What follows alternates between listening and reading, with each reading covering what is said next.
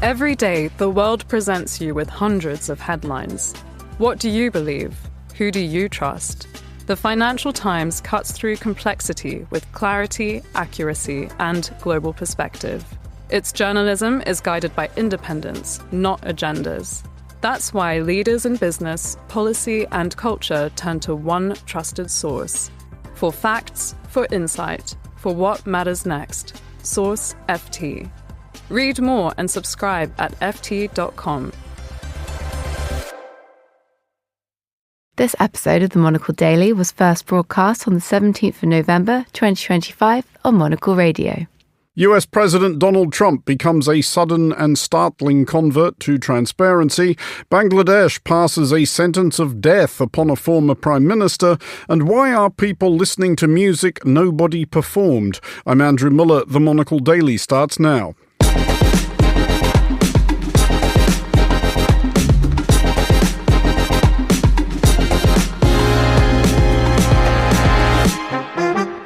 Hello and welcome to the Monocle Daily, coming to you from our studios here at Midori House in London. I'm Andrew Muller. My guests Patricia Cohen and Alexander Gerlach will discuss the day's big stories and will reflect on the life and work of Todd Snyder, one of the great country songwriters of this or indeed any generation, who has died aged 59. Stay tuned, all that and more coming up right here on the Monocle Daily.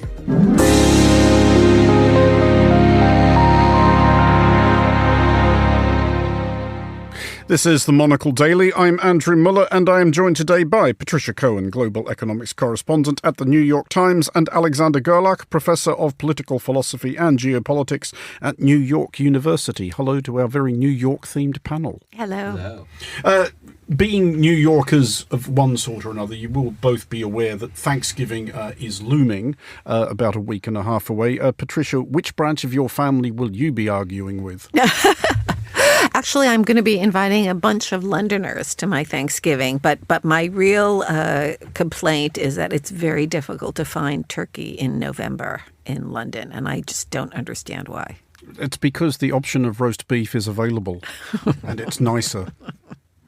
Is it really that difficult? I would have thought there would be a big enough market of expat Americans that it would be worth catering to. One would think so, and I can give you a rundown since I've thoroughly done an investigative reporting project on this of where it can be found.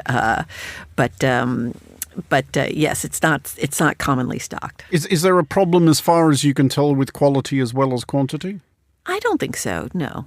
You've got to think a turkey anywhere tastes much like a turkey. Apparently there have been in cooking tests and such that there supposedly isn't that much difference in flavor between frozen and fresh turkey. So I'm perfectly fine with a frozen turkey. Alex, have you got any similar woes? Is Thanksgiving a big deal round your way? We have been living, my husband and I, who is from New York, we have been living a decade together in the city. So it's been more like the Friendsgiving than the family Thanksgiving, probably in order to forego all the quarrels you were alluding to. But however, it seems to be like a larger and larger crowd of New Yorkers taking refuge here in London, leaving Trump-ridden USA. And so maybe or probably in the upcoming years, there will be a larger variety of turkeys at hand for you. Well, we will start in the United States, and with the subject, I'm sure, of many Thanksgiving dinner table arguments. President Donald Trump appears to have changed his mind regarding the release of files pertaining to his late friend, the sex trafficker Jeffrey Epstein. Trump has urged his fellow Republicans to vote for the release of the files on the basis that, quote, "we have nothing to hide," though it is hard to square this candour with Trump's recent behaviour, which has been fairly typical of someone who has plenty to hide.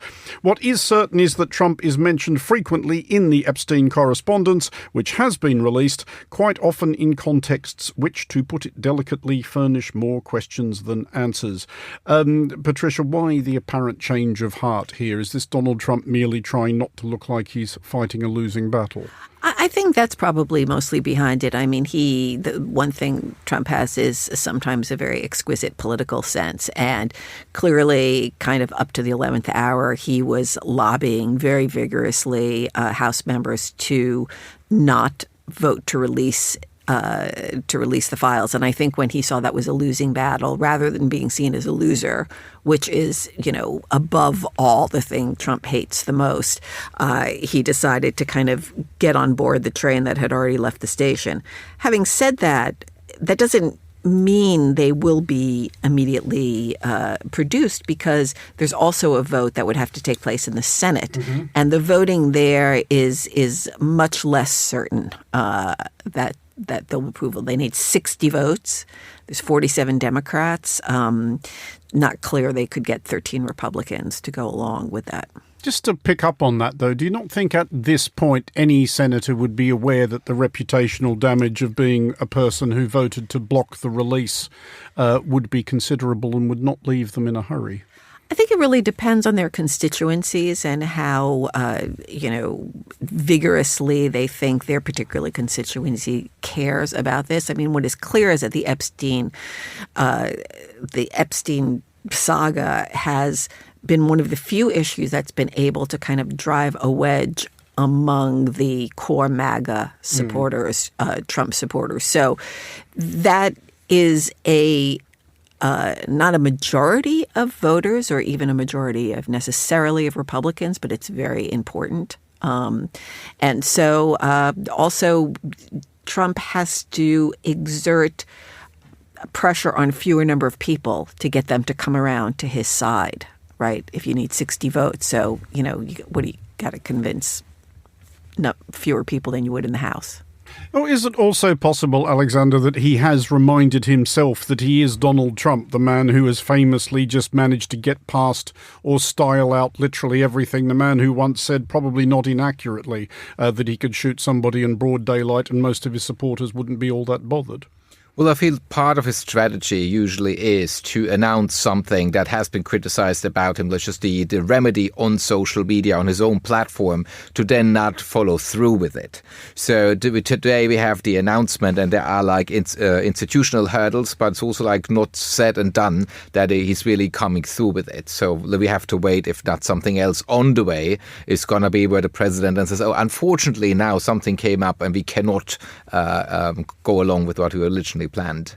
I mean, do we anticipate, though, that what we do eventually get will have a lot of big black blocks all over it?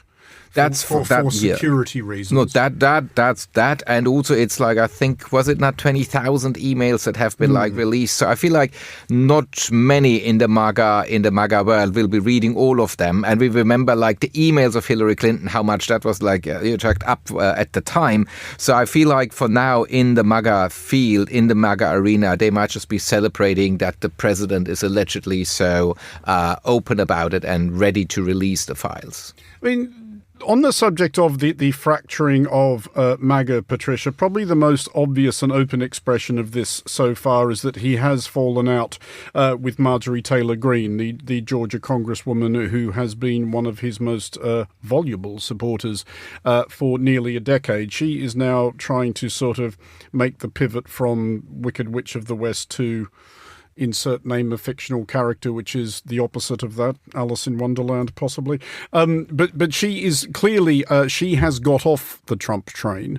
Is it possible that she has political antenna more exquisitely attuned than his, and she has perceived that this is the moment to ditch him because this is just going to get worse?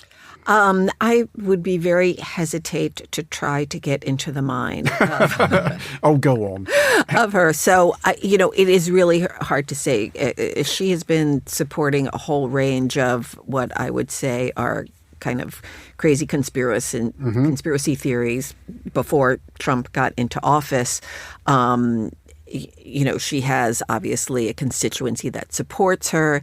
To what degree she's in tune with broader political trends or sentiments, I am really hard-pressed to say about that. And, I mean, the other thing is, and this goes to a lot of perhaps more significant policy issues, I mean, a lot of times I think we're trying to kind of find the method in the madness sometimes. And I wonder if there is sometimes all that much of a very carefully plotted out rationale for taking some of the steps that have been taken. I think, look, every government kind of tries to deal with what's coming up on the fly and trying to deal with whatever little fire has erupted. And I don't know whether, this is necessarily indicative of a changing wind at all within the Maga group. Oh, indeed not. Alexander, not for the first time. One is reminded of that great line from All the President's Men to the effect that the truth is these are just not very bright people and the whole thing kind of got out of hand. But again, we have to look at the fact, and I know it's the thing we always end up saying about Trump, that if it was anybody else's name as frequently and in the kind of contexts in the Epstein emails that we have already seen, they'd be finished. I mean, it would be absolutely career-ending, and yet here he still is. No, it's actually, it's mesmerizing how he survives all these turmoils. We've just seen, like, in this country, like a member of the royal family just like being not a member of the royal family anymore and the ambassador to the United States. And that as well. So I feel, but I think also, like, in America, this is like, it's as you mentioned, so it's a different context. And going back to what you just said, like, there is of course like a Maga orthodoxy, like people say like, oh, you said you do not want to go like to foreign wars and now you do. But I think within the whole movement, it's just like a tiny fraction, and the others do not get the news that we get. I mean, this divide is real, so we do not know how much is like, permeating through from what the New York Times and other so-called leftist media, whatever, like he tries to call them. So I feel like there might be also like lots of like uncertainties or not knowing in the Maga camp what's happening. And just to add on that, so that number one is a very important point, which should kind of be a baseline for anything we discuss, which is, a lot of the population is not dealing with the same set of facts. And certainly a lot of people get their news that's either incomplete or very slanted one way or the other.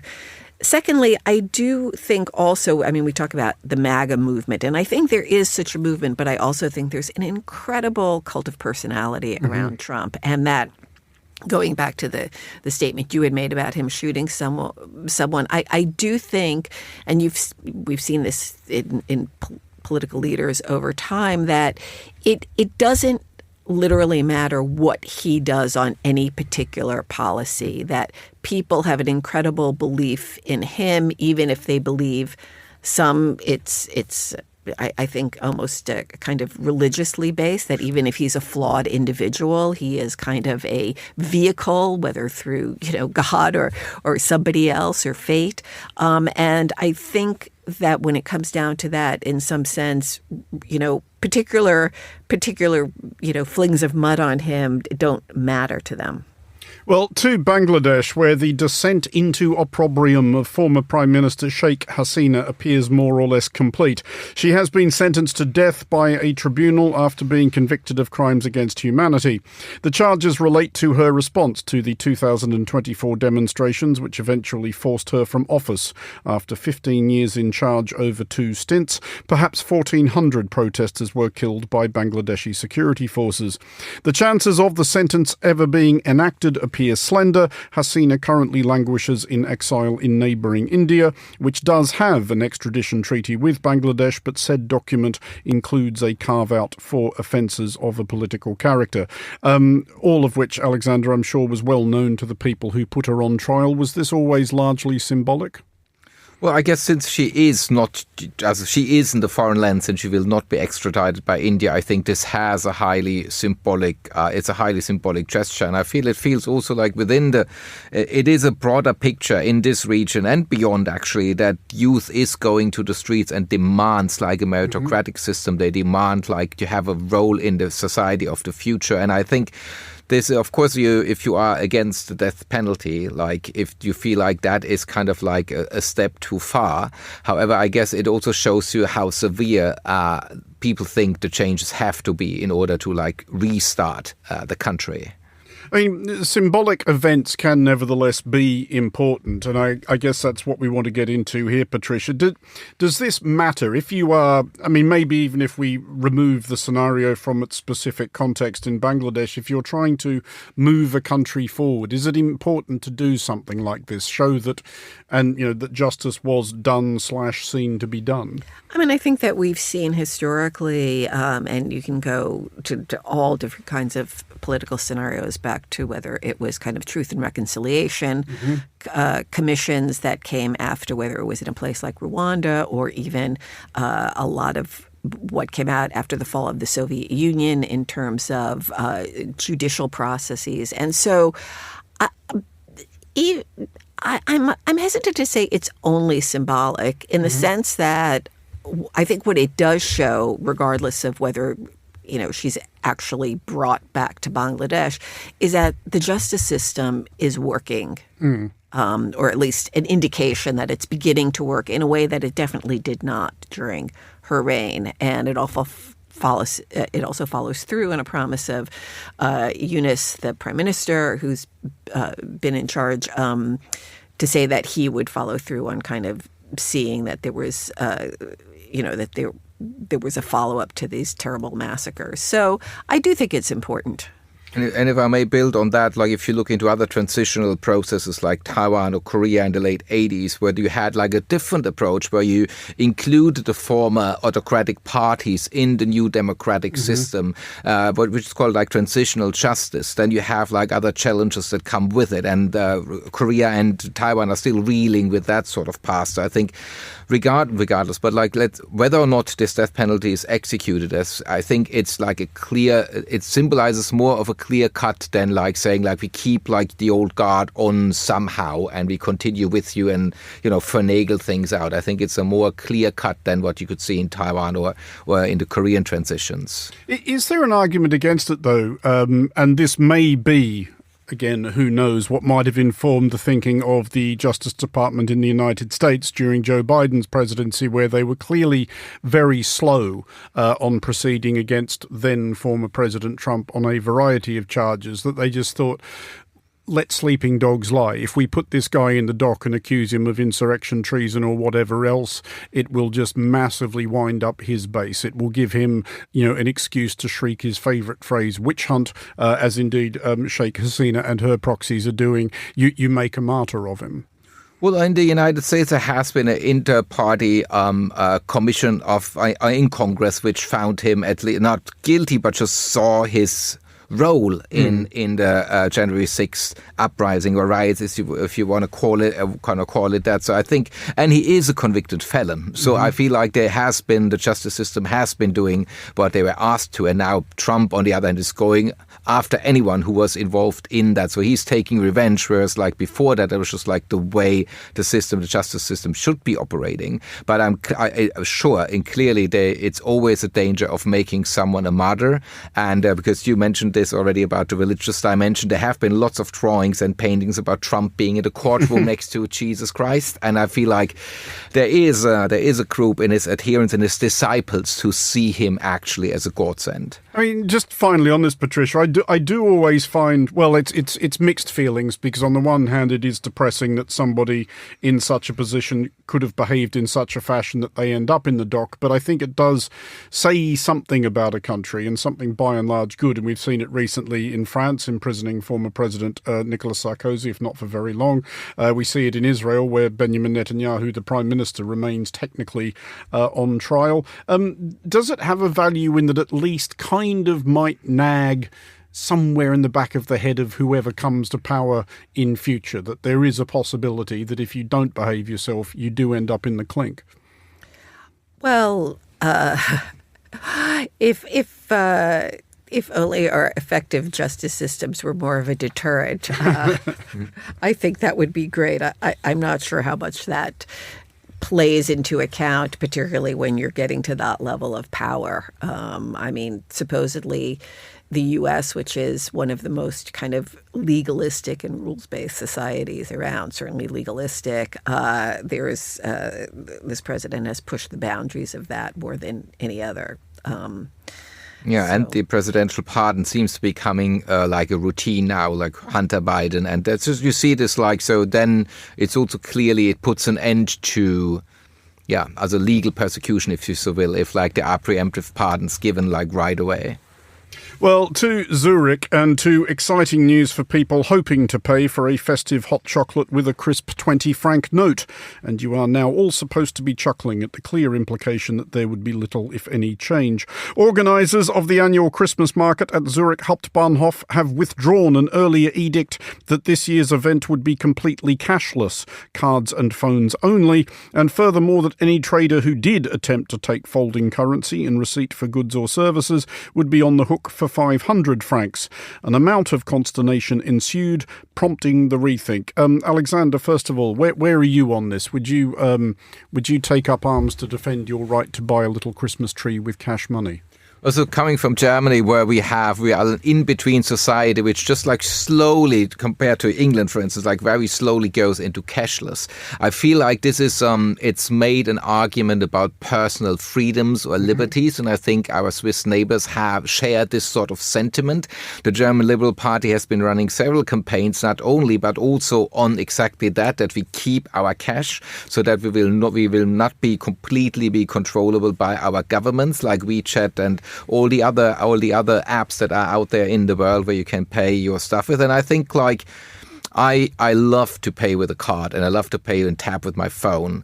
So I'm more on that side. But I do see, however, that there is a clear implication of control the moment we would not have the chance to take our money like physically somewhere else. I think that would be definitely a change from the beginning, from the dawn of time, since we have been exchanging things as a currency. And this is a common refrain among the tinfoil hat tendency, Patricia, that the government's trying to shift us from cash to digital only current means of exchange. It is so they can control and so they can monitor. Despite the fact that it is mostly cranks who are mostly angry about this, it's not a completely unreasonable concern, is it? So two things. When there started to be the major shift from cash to, let's say, credit or tapping your phone, I think the most common complaint was actually not so much about tracking, but was that particularly that it really cut out poorer people who did not have, maybe particularly at that time, bank accounts or phones. This is one of the complaints that has been made in this case, that older people in particular may not have a smartphone, may not be comfortable with the tech. Right. And I mean, certainly I don't know the figures here, but I know in the United States there are millions of people who are called, the unbanked, who don't have bank accounts. Yeah. And if they do have credit cards, they are probably incredibly usurious ones that have very high interest rates. The tracking, I think, is a newer, more recent concern, and is part and parcel of the fact that everything can be tracked now. Your phone, your whereabouts, your data, your social media. I mean, in a way that I think is truly frightening. My assumption, I actually don't know. My assumption is the reason that the Swiss authorities probably initially imposed that was because of concerns about tax evasion, because I can't really imagine any other reason for it. The thing that I'm most struck about, actually, walking around London as well as New York, where there are lots of homeless and poor people in the streets asking for money, is that I never carry cash around, and I think most people don't either. And it's just interesting in terms of the way kind of the social contract and interactions about money, particularly with the poor, are kind of playing out.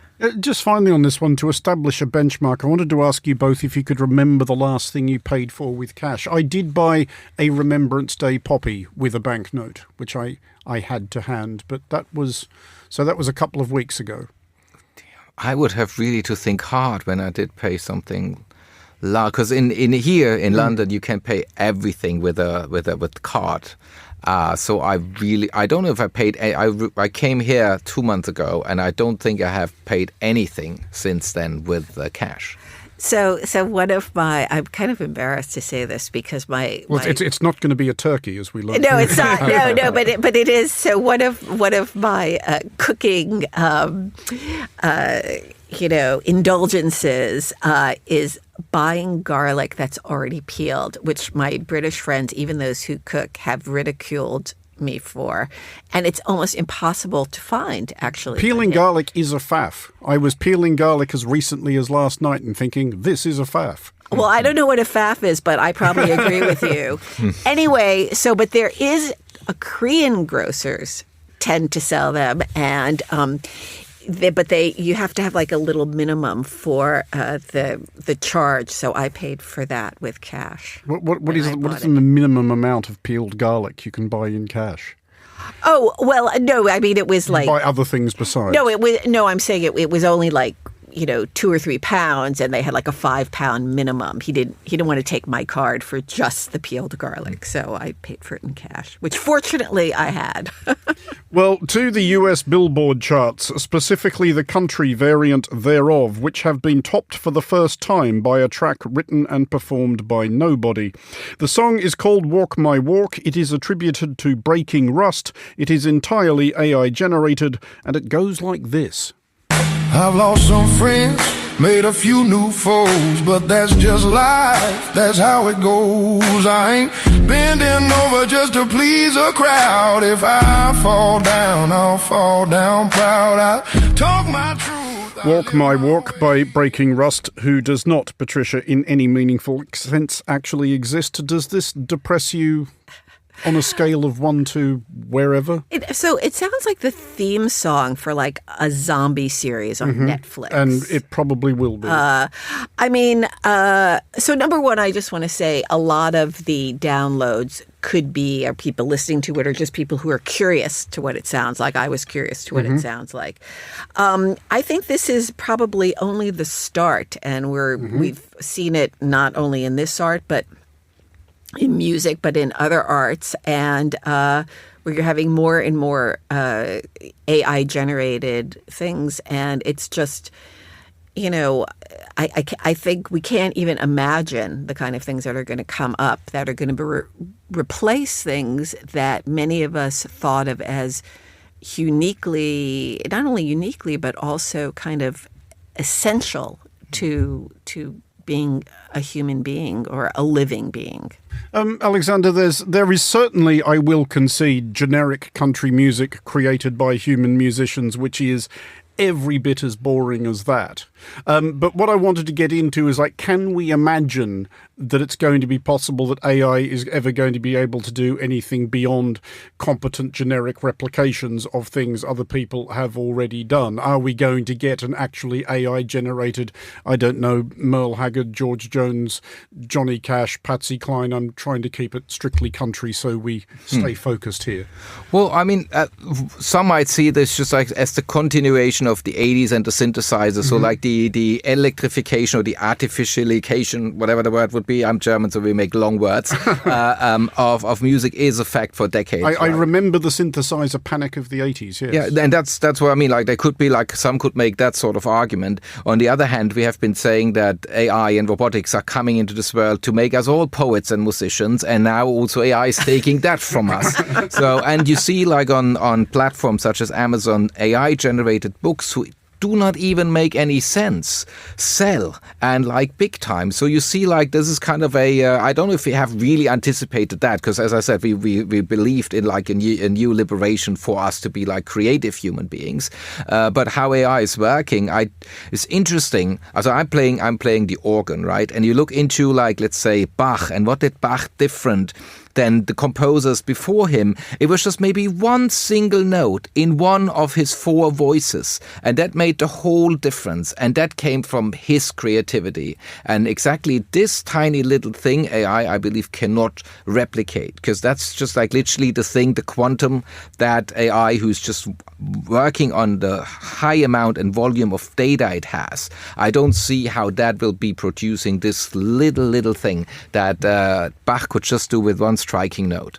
Patricia, if we look at the question, I guess, from the opposite direction, it makes me wonder the extent to which our appreciation of any work of art, whether it is a country song or a painting or a novel or whatever, is informed by our understanding of the creator. So I guess if you heard a song that you'd never heard before and you thought, wow, cool tune, and then subsequently learned that it was an entirely AI-generated confection, would you then think the less of that song? Would you feel like you'd been swizzed in some respect? I mean, look, that clearly is important to people, because otherwise there should just be a huge market for expert forgeries of every great painting that there is, or artwork. And I mean, there's a lot of actually really good ones out there.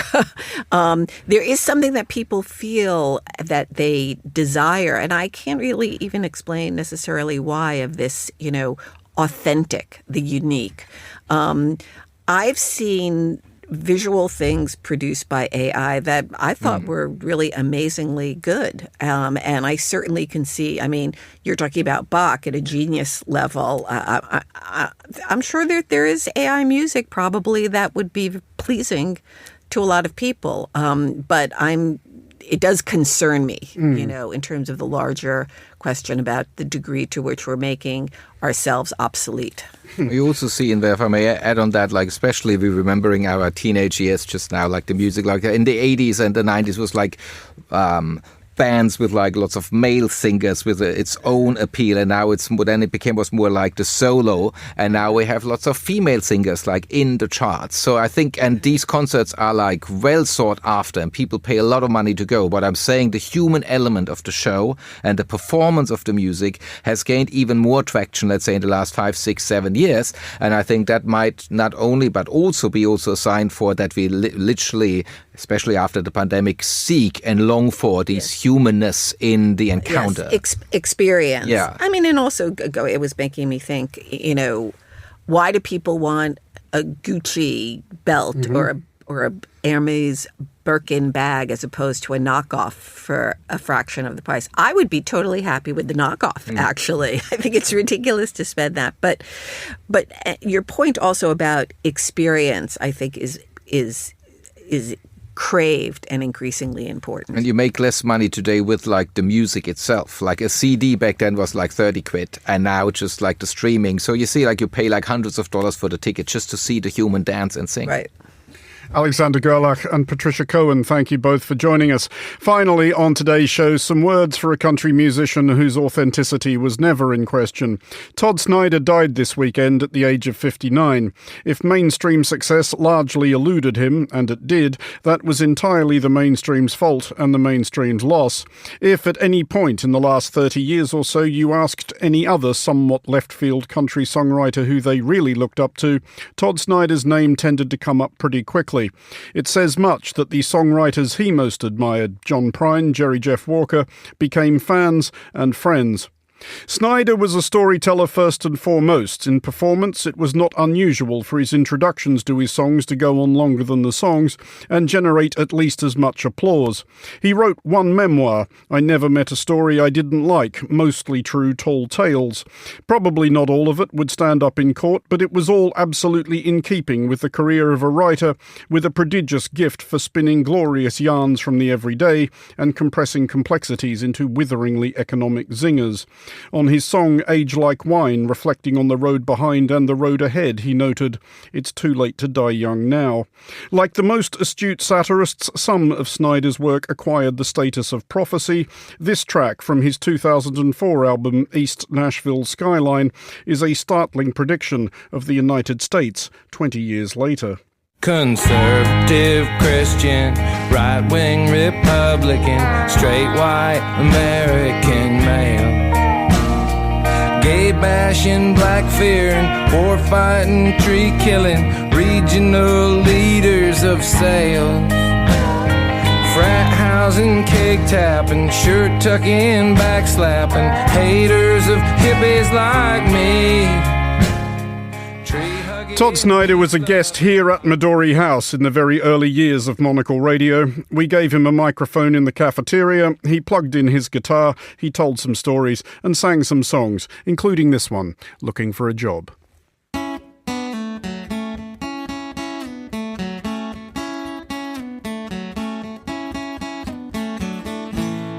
You can't talk to me like that, boy. I don't care who you are. If you don't wanna have to hang your own drywall, don't push me too far. Boomtown work ain't that hard to come by. Boomtown workers are. You might be the one running the show, but that doesn't mean you're in charge. I was looking for a job when I found this one. Don't need this work like you need the work done. You look like you're under pressure. I was looking for a job when I met you.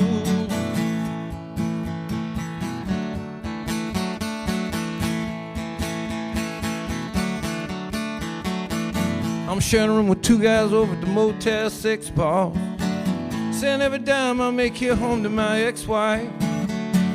Just did 2 years and 28 days. With a little bit of aim, I'd been in there for my life. So you see, broke won't take much getting used to. Neither will a barbed wire jailhouse war. Watch what you say to someone with nothing. It's almost like having it all. I was looking for a job when I found this one. Don't need this work like you need this work done. You look like you're under pressure. I was looking for a job when I met you.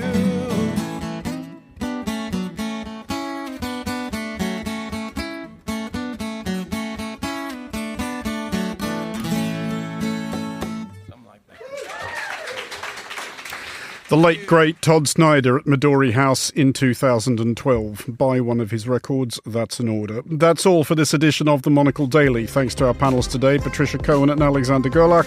Today's show was produced by Hassan Anderson and researched by Joanna Moser. Our sound engineer was Christy O'Grady. I'm Andrew Muller here in London. The Daily is back at the same time tomorrow. Thanks for listening.